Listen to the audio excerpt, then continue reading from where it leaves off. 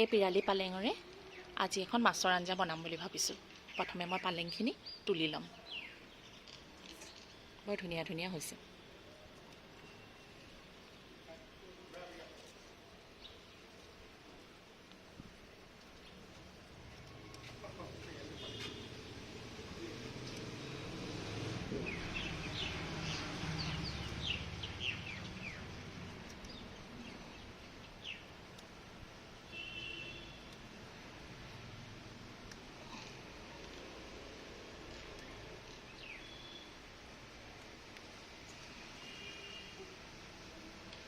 কোমলীয়াখিনিয়ে তুলি লৈছোঁ।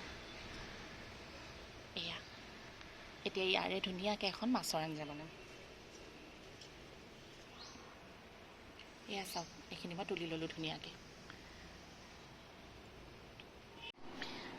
পিৰালি পালেংখিনি তুলি আনি মই ধুনীয়াকৈ ধুই ল'লোঁ। আৰু এতিয়া আঞ্জাখনৰ কাৰণে মই লৈ লোৱা বাকী বস্তুখিনিও দেখুৱাই দিছোঁ আপোনালোকক। মই লৈছোঁ 3 পিচ ৰৌ মাছ মিডিয়াম চাইজৰ, 2টা সৰু বিলাহী কাটি লৈছোঁ, 2টা কেঁচা জলকীয়া, 2 ফুটা নহৰু আৰু সৰু 2টা আলু বইল কৰি লৈছোঁ। এতিয়া আমি আঞ্জাখনলৈ আগবাঢ়োঁ। কেনেকৈ বনাইছোঁ আপোনালোকে চাই থাকক। একেবাৰে সহজ আৰু খুব কম সময়তে হৈ যাব।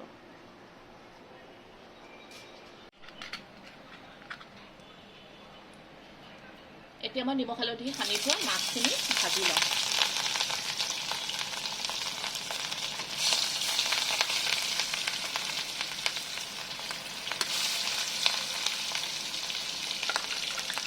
বহুত বেছি ডিপ ফ্ৰাই নকৰোঁ, অকণমান মিডিয়াম ফ্ৰাই কৰি লওঁ।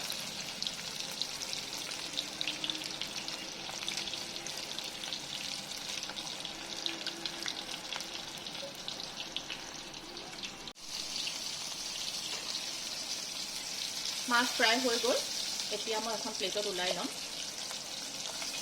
মই মিডিয়াম ফ্ৰাই কৰি লৈছোঁ, বেছি ডিপ ফ্ৰাই কৰা নাই।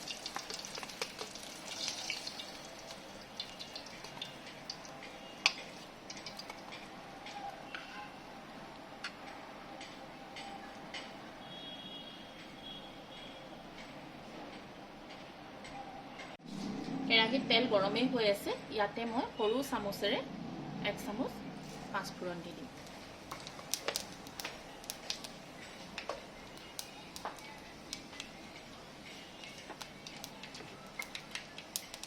পাঁচফোৰণখিনি ফুটাৰ পিছত ইয়াতে মই বিলাহীখিনি দি দিম।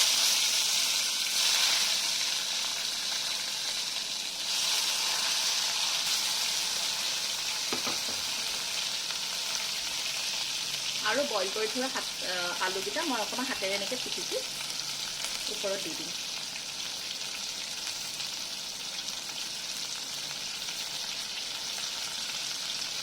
এতিয়া এইখিনি মই জুইটো ল' ফ্লেম কৰি ভাজি থাকিম।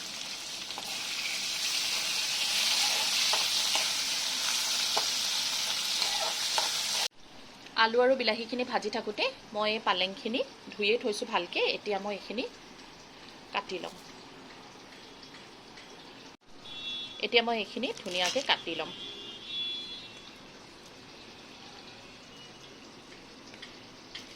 বহুত বেছি মিহি নকৰোঁ, অলপ মিহি কৰি লৈছোঁ। গোটেইখিনি মই এনেকৈ অলপ মিহিকৈ কাটি ল'লোঁ। এতিয়া মই এইখিনি কেৰাহীত দি ল'ম। আলু আৰু বিলাহীখিনি ভজা হৈ গৈছে। ইয়াৰ ওপৰতে মই পিৰালি পালেংখিনি দি ল'ম।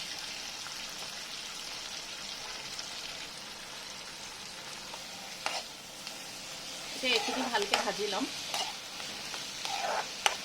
এতিয়া ইয়াৰ ওপৰত মই দি দিম জোখৰ নিমখ আৰু হালধি।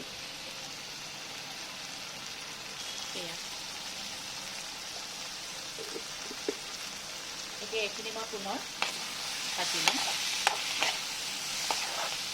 মই কিন্তু ঢাকন মাৰি নবনাওঁ, কাৰণ শাক জাতীয় যিকোনো বস্তু ঢাকন মাৰি বনালে শাকৰ সেউজীয়া ৰংটো বেয়া হৈ যায়।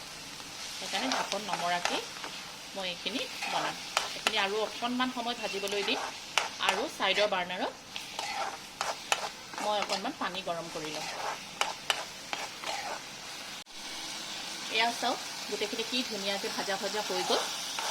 ছাইডৰ পৰা তেলো ওলাই আহিছে। এতিয়া মই ইয়াত ওপৰত উতলা গৰম পানী দি দিম, যিমানখিনি মাছৰ আঞ্জাৰ বাবে প্ৰয়োজন।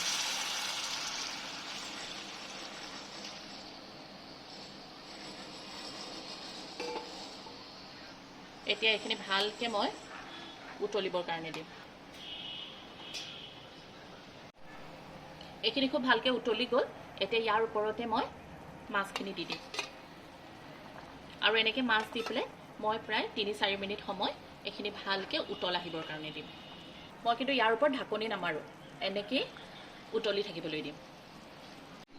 প্ৰায় ৩-৪ মিনিটৰ পিছত চাওক আঞ্জাখন কিমান ধুনীয়া হৈ গৈছে, ইমান ধুনীয়া এটা ৰং উঠিছে, খুব ধুনীয়া হৈছে। এতিয়া ইয়াৰ ওপৰত আৰু এটা টুইষ্ট আছে, যোনটো কৰিলে তৰকাৰীখন খাবলৈ আৰু ভাল হ'ব। তাৰ কাৰণে ছাইডৰ বাৰ্ণাৰত মই এটা ফুৰণ মাৰিবৰ কাৰণে সৰু কেৰাহী উঠাই দিলোঁ। ইয়াৰ ওপৰত দিম মই সামান্য মিঠাতেল আৰু তাৰ ওপৰত দিম মই এনেকৈ মিহিকৈ কাটি থোৱা নহৰু আৰু জলকীয়া। মিহিকৈ নহৰুকেইটা কাটি লৈছোঁ, জলকীয়াকেইটা মাজত দুফাল কৰি দিছোঁ। এইখিনি মই এতিয়া তেলতে দি দিম।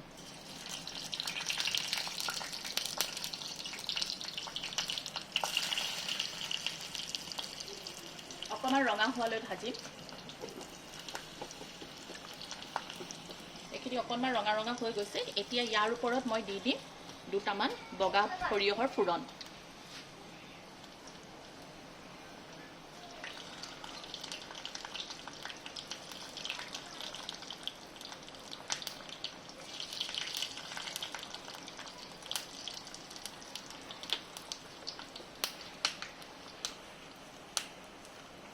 এতিয়া এইখিনি ডাইৰেক্ট মই কেৰাহীৰ ওপৰত দি দিম।